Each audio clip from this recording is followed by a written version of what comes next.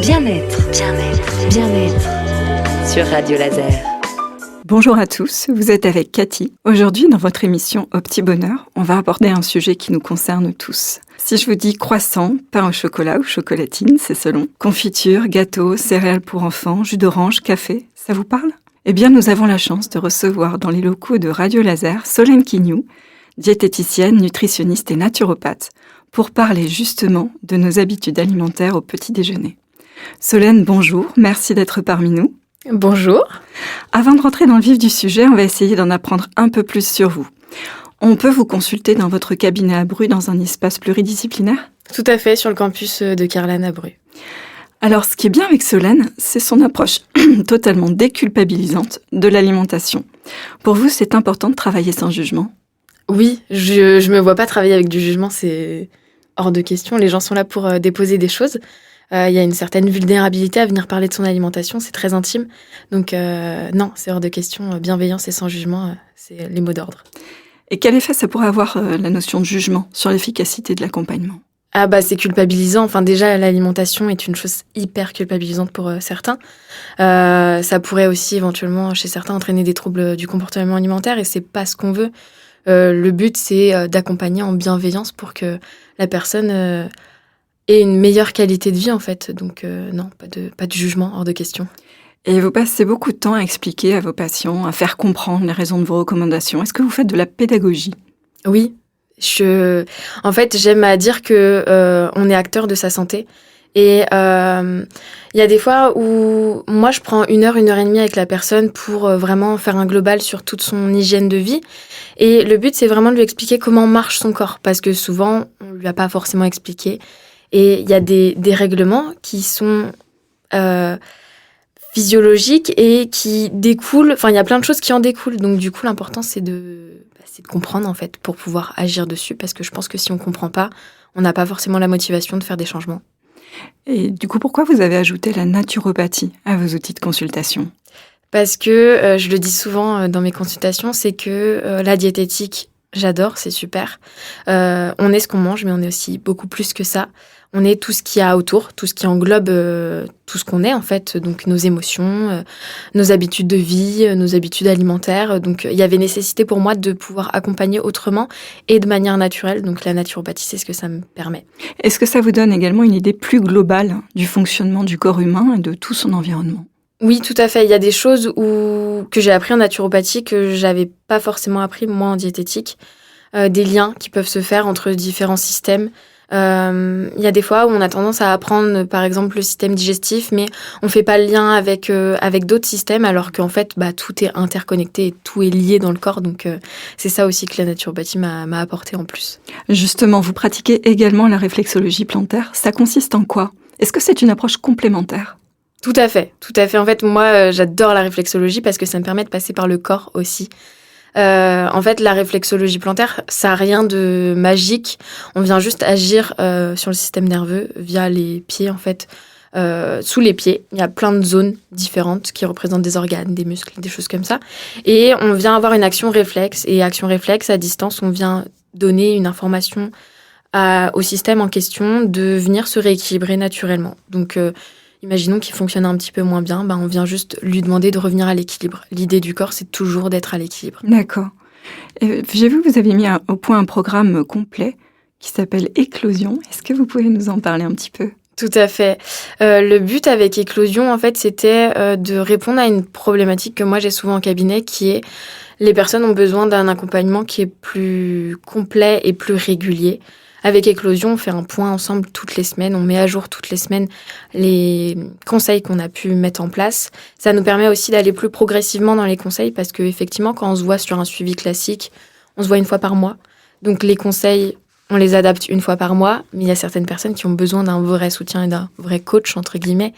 Et dans ce programme-là, Éclosion, j'ai inclus aussi la réflexologie plantaire parce que pour moi, c'est important aussi de passer par le corps.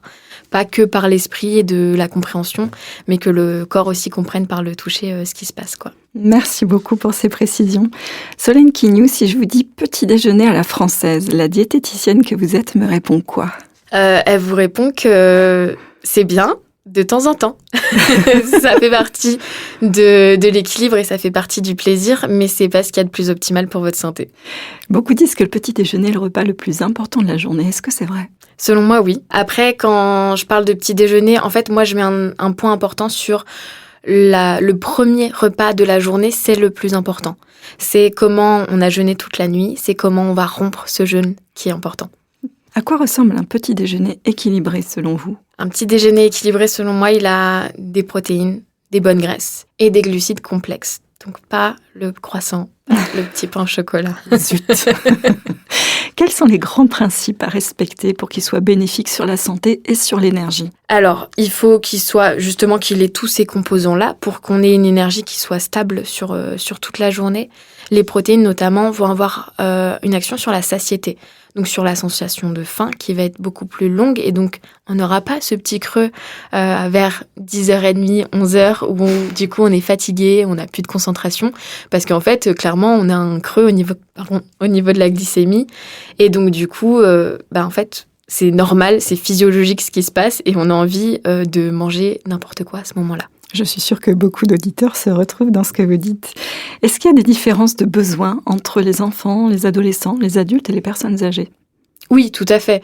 En fonction de l'âge, en fonction du sexe, en fonction de l'activité physique, tous les besoins sont différents. Donc c'est pour ça que je pense que chacun devrait aller consulter au moins une fois dans sa vie pour justement faire un point global de ce qui se passe et savoir aussi les besoins spécifiques qu'il a, parce que votre enfant qui fait du foot et votre fille qui fait de l'équitation, par exemple, vont pas forcément avoir les mêmes besoins parce que c'est pas les mêmes activités et puis peut-être qu'ils en font plus de foot que votre fille fait de l'équitation. Donc, enfin voilà, c'est vraiment adapté à chacun. C'est unique, en fait. C'est un accompagnement unique. Tout à fait. Est-ce que le petit déjeuner doit être riche en protéines, en fibres, en bonnes graisses ? Tout à fait. C'est les principes de base. C'est le résumé. C'est ça. Ce qu'il faut éviter, c'est quoi les pires ennemis du petit déjeuner pour rester en bonne santé ? Alors, ce que moi, je vois souvent, en tout cas en cabinet, c'est le fameux jus de fruits le matin, où on nous a tous fait croire qu'un bon jus d'orange le matin, c'était bien. Oui et non. C'est-à-dire que votre jus de fruits, pour faire un verre de jus, en général, on va prendre l'exemple des oranges, vous mettez 2 à 3 oranges pour faire le verre de jus. Donc, vous concentrez ces 2 à 3 oranges dans ce verre de jus qui est très facile à boire. Mais par contre, à contrario, si je vous demande de manger les 2-3 oranges, ça va être plus compliqué. Oui. Donc, du coup, cette fausse bonne idée du jus de fruits, il vaut mieux manger le fruit complet. D'accord. Que pensez-vous des produits sucrés, type céréales industrielles, viennoiseries ? Alors, je les diabolise pas parce qu'ils font partie de l'équilibre et qu'il y a une notion de plaisir à ces aliments-là. On peut éventuellement en manger, mais de manière intelligente. C'est-à-dire qu'on peut, pour éviter qu'il y ait un impact trop fort au niveau de la glycémie, donc du taux de sucre dans le sang, ces produits-là sucrés vont augmenter votre taux de sucre dans le sang inévitablement. On peut y associer des fibres, des protéines et des bonnes graisses. Donc, par exemple, on veut manger un bon pain au chocolat, un petit fromage blanc à côté, une petite poignée d'amandes, ça va déjà limiter l'impact de ce petit pain au chocolat-là. Donc, on aura le plaisir, mais sans l'impact au niveau de la santé. Donc, c'est une question d'accompagnement, en fait. Tout à fait. D'association. Ouais. Est-ce qu'il y a des erreurs fréquentes que vous observez chez vos patients ? Soit sauter le petit déjeuner. Ça, c'est du classique on préfère soit privilégier son sommeil ou on n'a pas faim forcément le matin. Pas avoir faim le matin, c'est un vrai signal du corps qu'il est en stress, en état d'alerte. Physiologiquement, on est censé avoir faim le matin. Donc ça, et puis le petit déjeuner qui va être salé, qui manque de protéines et qui manque de fibres. Et on le constate à chaque fois, quasiment à chaque fois, c'est que dans la matinée, il y a toujours une envie de manger autre chose parce que les besoins sont pas comblés. Justement, on parlait de jeûne du matin. Donc, si on ne déjeune pas, est-ce que c'est obligatoire quand même de prendre un petit déjeuner le matin ? Est-ce qu'il n'y a pas des gens qui n'en ont pas besoin ? Il y a des gens qui n'en ont pas besoin, ça peut s'entendre. Mais le truc, c'est que souvent, on se dit je ne mange pas le matin, mais moi, en faisant l'enquête alimentaire, je me rends compte que dans la matinée, il y a une petite collation. Rien de grave d'avoir une petite collation. Mais souvent, cette petite collation, elle est riche en glucides rapides. Et donc, comme je disais, l'important, c'est pas le petit déjeuner, c'est le premier repas qu'on a dans la journée qui a un impact sur notre glycémie et du coup sur tout le reste de notre journée. Comment savoir à quel moment doit-on faire ce premier repas ? J'ai envie de dire, c'est fonction de chacun. Il y a des personnes où elles peuvent pas manger directement le matin en se réveillant parce que sensation de nausée, pas faim, voilà. Plus on va manger de manière régulière le matin, moi je le constate régulièrement parce que le petit déjeuner ou en tout cas intégrer une collation protéinée le matin, c'est quelque chose que je mets souvent en place. La faim revient.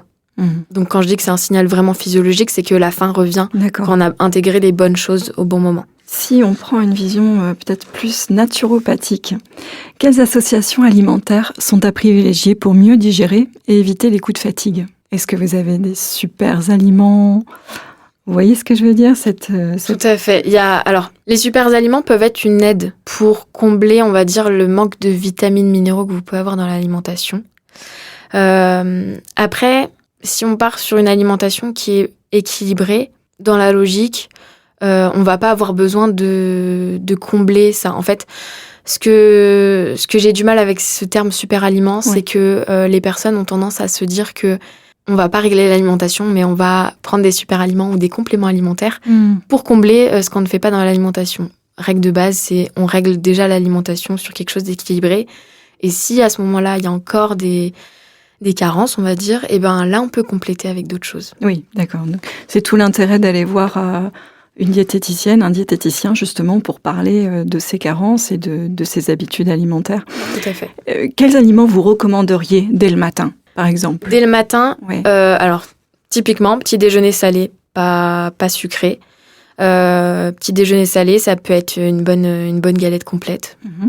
Jambon, fromage, voilà. Avec éventuellement un petit peu de salade à côté. Ça peut être les restes de la veille. Souvent, quand je dis ça, on rigole. Mais c'est... En fait, en France, on est l'un des seuls pays à manger sucré le matin. Ouais. Si on regarde au niveau mondial, la plupart des petits déjeuners dans les pays sont salés. Donc, c'est une habitude à changer, mais c'est une très bonne habitude à incorporer dans son alimentation. Ça serait déjà un grand pas en avant. Et qu'est-ce que vous conseilleriez à quelqu'un qui n'a pas faim le matin, mais qui veut quand même apporter de l'énergie à son corps ? Comment il pourrait retrouver cette appétence ? Alors, quelqu'un qui n'a pas faim le matin, je l'ai souvent en cabinet. Donc, souvent, on met une collation dans la matinée en place. Donc, ça peut être un fruit avec une poignée d'amandes, de noix, de noisettes, en fonction des goûts. Ça peut être un produit laitier avec un fruit, par exemple. Ça peut être une barre de céréales aussi faite maison, avec des amandes, des noix, des noisettes, des choses comme ça dedans. L'idée, c'est d'avoir quand même toujours un petit peu de protéines, un petit peu de fibres et un petit peu de graisse. C'est pour ça que les amandes, les noix, les noisettes, c'est bien parce que ça combine tout. C'est un peu, finalement, entre guillemets, les super aliments. Comment adapter le petit déjeuner quand on est pressé ? Quand on est pressé, en fait, je dirais la même chose que pour la collation du matin. Après, si on veut partir sur quelque chose de salé, ça peut être aussi des choses à préparer la veille, donc un wrap, un sandwich, vraiment des choses qui font un repas classiquement chez nous, mais qui peuvent être pris le matin aussi. Et au niveau de la quantité, ça serait quoi ? Ça dépend ? La quantité, ça dépend de chacun, ça dépend de l'activité physique de chacun, de la dépense énergétique de chacun. Mais j'ai envie de dire que le corps sait faire si on l'écoute. Se fier à ses sensations de faim et de satiété, c'est aussi important. Du coup, c'est très important de les retrouver dès le matin. Une petite question pour nos auditeurs qui travaillent de nuit. Est-ce que les règles changent ? Les règles peuvent changer un peu parce qu'effectivement, on n'a pas le même rythme. L'idée, c'est d'essayer quand même d'avoir un rythme alimentaire qui ressemble un petit peu à celui de la journée. Donc, d'avoir 2 ou 3 repas principaux par jour quand même, avec les mêmes constituants à chaque fois dans le repas. Mais oui, c'est important parce qu'en fait, si on ne garde pas ce rythme-là, on ne va pas combler non plus tous les apports énergétiques qu'on a besoin sur la journée. Et donc, à force, à terme, on va amener des dérèglements physiologiques au niveau de l'organisme. Si vous le voulez bien maintenant, Solène, on va faire un petit jeu. Je vous donne des idées reçues courantes sur l'alimentation et vous me répondez vrai ou faux. Ça vous va ? Super. Un café noir à jeun, est-ce que c'est mauvais ? Vrai. Alors, vous l'avez répondu, vous y avez répondu tout à l'heure, mais c'est pas grave, on va enfoncer le clou. Le jus d'orange le matin, faux ami ou bonne habitude ? Faux ami, Les céréales complètes, c'est un bon choix ? Céréales complètes en termes de céréales de petit déjeuner. Oui. Vrai et faux. Ça dépend avec quoi c'est accompagné en fait. D'accord. Est-ce que sauter le petit déjeuner fait grossir? Ça peut. Est-ce qu'un gros petit déjeuner permet de manger moins le reste de la journée? C'est pas le but. Est-ce que manger des fruits le matin, c'est un bon apport énergétique? Oui, mais pas tout seul. Accompagné de quoi? Des protéines en fait. Donc ça peut être des œufs, du jambon, du fromage. Ça peut être un fromage blanc. Ça peut être des amandes, des noix et des noisettes. Voilà, on a bien compris que je les aimais bien. Oui. Est-ce que les protéines le matin sont réservées aux sportifs? Non. Est-ce qu'un petit déjeuner salé est difficile à digérer? Pour quelqu'un qui a des bonnes capacités digestives, non. S'il n'y a pas de bonnes capacités digestives, ça peut être plus dur. Mais à ce moment-là, il y a d'autres choses à travailler en amont, les bases de la digestion, quoi. D'accord.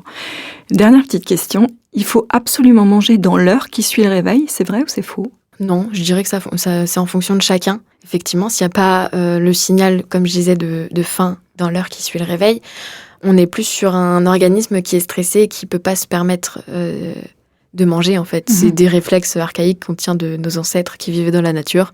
Donc voilà. Mais une fois que le corps est apaisé, qu'il a compris qu'il est en sécurité, normalement, la sensation de faim, elle revient. C'est une bonne nouvelle. Pour aller un petit peu plus loin, est-ce que le petit déjeuner peut influencer la concentration, l'humeur ou même la gestion du poids? Oui, évidemment. Ça conditionne toute notre journée au niveau de la glycémie, comme je parlais tout à l'heure.